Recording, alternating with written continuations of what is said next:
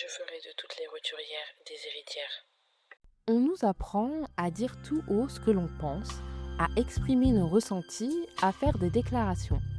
Mais et si parfois la plus grande force était de simplement partir en silence, de ne plus nourrir une relation qui ne nous sert plus, sans confrontation, sans esclandre, mais simplement avec la clarté et le respect de notre propre énergie. Aujourd'hui, on parle du quiet quitting dans nos relations personnelles et professionnelles. Parce que parfois, la plus belle manière de se libérer, c'est de choisir de ne plus donner son énergie sans pour autant faire un drame de la situation. C'est ce qu'on appelle le quiet quitting relationnel.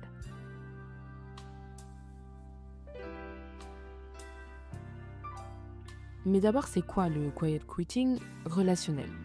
C'est l'acte de décider de réduire volontairement l'énergie, le temps ou l'attention que tu consacres à une relation sans nécessairement couper complètement les ponts ou créer un conflit. C'est une forme de retrait progressive, distraite, mais puissante. Par exemple, tu as une relation amicale qui au fil du temps ne te nourrit plus. Tu ne veux pas rentrer dans une dispute, mais tu sens que tu t'éteins à chaque interaction.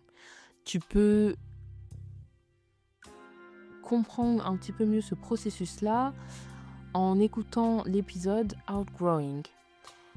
Ici, le quiet quitting, c'est d'arrêter de toujours initier des conversations, d'arrêter d'être la personne qui fait le premier pas, et c'est pas une rupture, c'est juste un retrait paisible.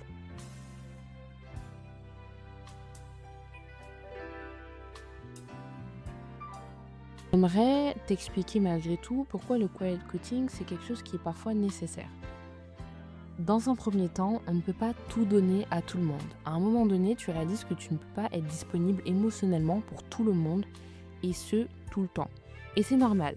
Certaines relations demandent trop d'énergie sans jamais vraiment t'apporter quelque chose en retour.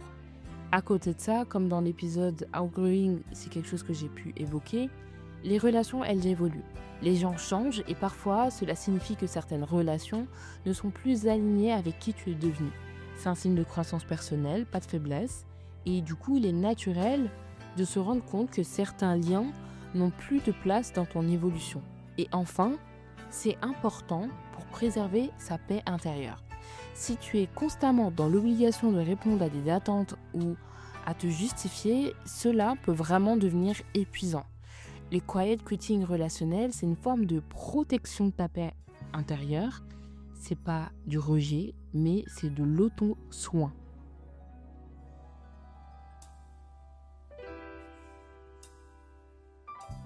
Voici comment tu peux pratiquer le quiet quitting relationnel dans ton quotidien.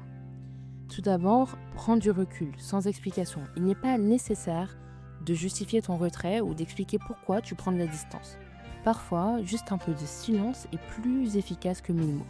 Tu choisis simplement de ne plus intervenir et ni d'investir de l'énergie dans une relation. Tu arrêtes de répondre immédiatement aux messages, tu prends plus de temps avant de répondre à une demande qui te sollicite. Deuxièmement, tu peux réduire des interactions sans conflit.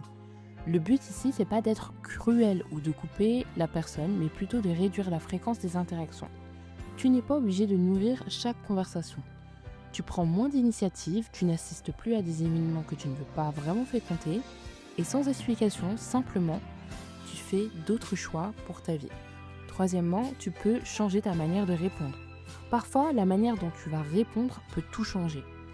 Ne pas faire de promesses que tu ne peux pas tenir. Et évite de t'investir dans des conversations qui ne t'apportent rien, du style ragot, médisance, etc., etc. C'est un moyen doux de mettre des limites sans être agressive. Si quelqu'un te demande un service que tu n'as pas envie de lui rendre, tu peux dire calmement « je ne pourrai pas t'aider cette fois-ci ». Et quatrièmement, accepte que tout n'a pas besoin d'être réglé. Une relation peut être laissée en pause sans forcément qu'il y ait un besoin urgent de tout résoudre. Tu choisis simplement de laisser le temps faire son œuvre. Tu mets moins d'efforts à réparer une amitié qui a été difficile, mais tu n'es pas en guerre non plus. Tu acceptes simplement que l'on se retrouve à un moment donné ou pas du tout. Et c'est ok.